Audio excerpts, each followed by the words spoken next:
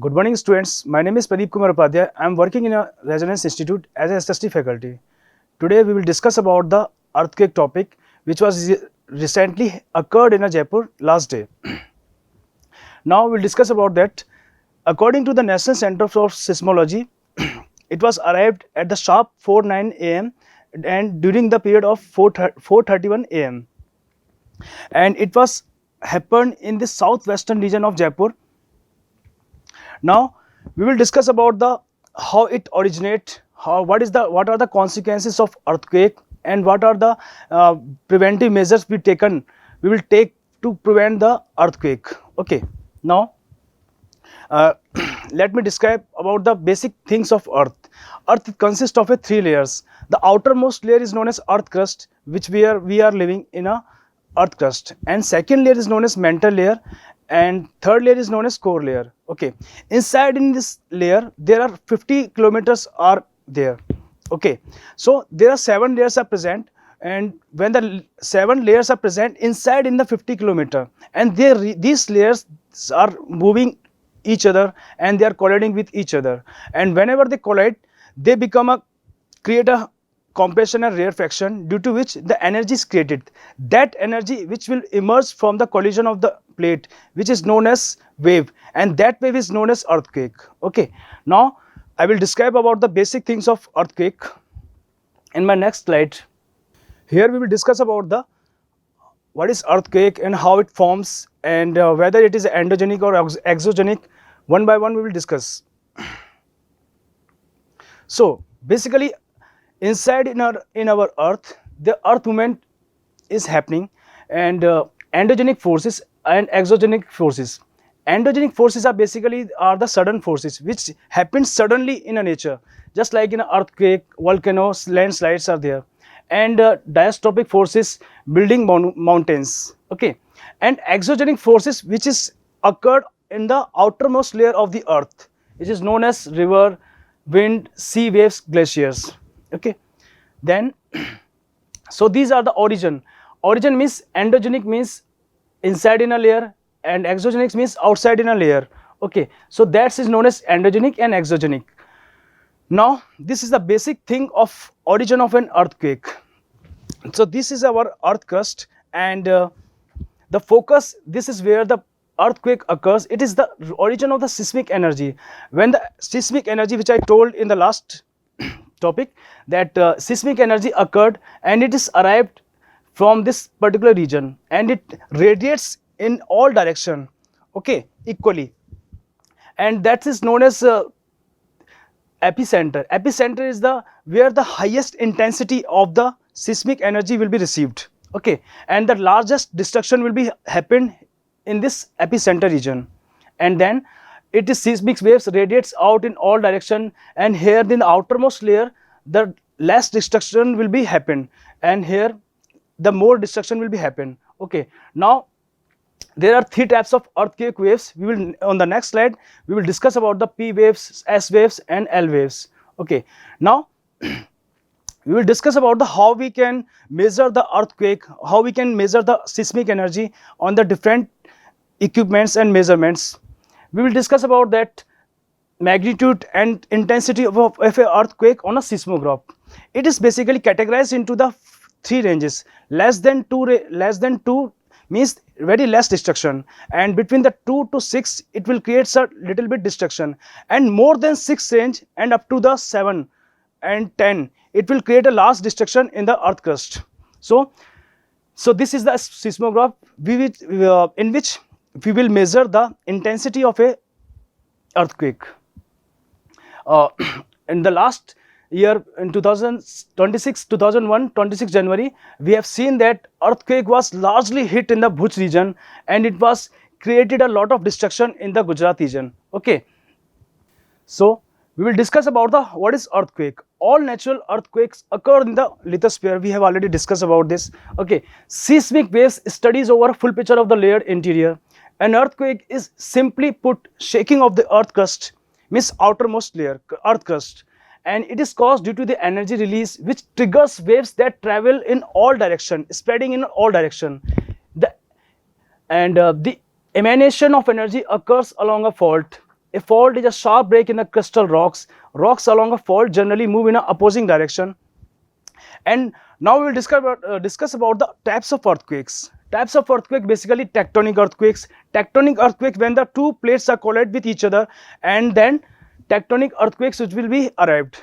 And volcanic earthquake, it is in a volcanic form, means largest volcano will be happened, and this is known as active volcanoes. Collapse earthquake as similar to the tectonic earthquakes. And explosion earthquake is similar to the volcanic earthquake. This occurs due to the explosion of chemical or nuclear devices inside in our earth. Reservoir induced earthquake, which is known as, this occur in the areas of large reservoirs. And we will discuss about the causes of earthquakes. That firstly, it is caused due to the discharge of energy from faults and cracks in the crust of the earth. A fault in the crust of earth is essentially a sharp break in crustal rocks. This energy release produces a wave which travel in all directions, and the point where energy is released is called the focus, and then hypocenter, and it is generally located at the depth of 60 km, and then upper point is known as epicenter. This causes the release of energy, and the energy waves travel in all directions. The point where the energy release is called the focus of the earthquake, hypocenter. The point on the surface of the earth which is vertically above the focus is called epicenter. It is the first place to experience the wave, and we have already discussed about that epicenter. The nearest area of the epicenter create a lot of destruction as compared to the outermost layer. Okay, so now we will discuss about the earthquake waves are of basically in the two types. Firstly, body waves and surface waves. And firstly we will discuss that P waves. P waves means primary waves. Primary waves are known as first waves to arrive at the surface. The characteristics of P waves are like sound waves. They travel through all three mediums, means it passes through the solid, liquid and gaseous medium inside in a earth region.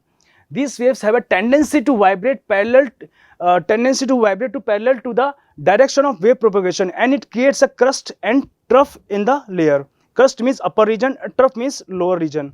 Okay, so these waves are responsible for elongating and squeezing of material. And S wave, this is the basic diagram of P waves.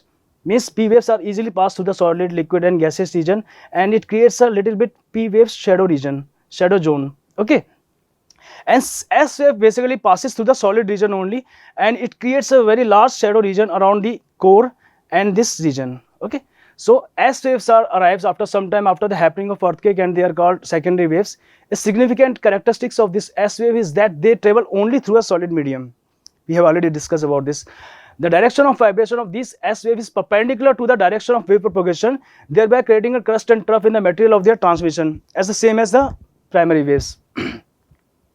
Now, the shadow zone is the zone of the earth from angular distance of 104 degree to 440 degrees from a given earthquake that does not receive any direct primary waves. The shadow zone results from P waves being refracted by the liquid core and S waves being stopped completely by the liquid core. A zone between 105 degree and 145 degree from the epicenter was recognized as the shadow zone for both the wave types. The entire zone beyond 105 degree does not receive S wave, means secondary waves, and shadow zone of S wave is larger than that of a primary waves, means because it doesn't appear and it doesn't pass through the all mediums. So that's why we have already discussed that primary waves have a large area as compared to the secondary waves. Shadow zone of primary waves appears as a band around the earth between 105 degree and 145 degree away from the epicenter.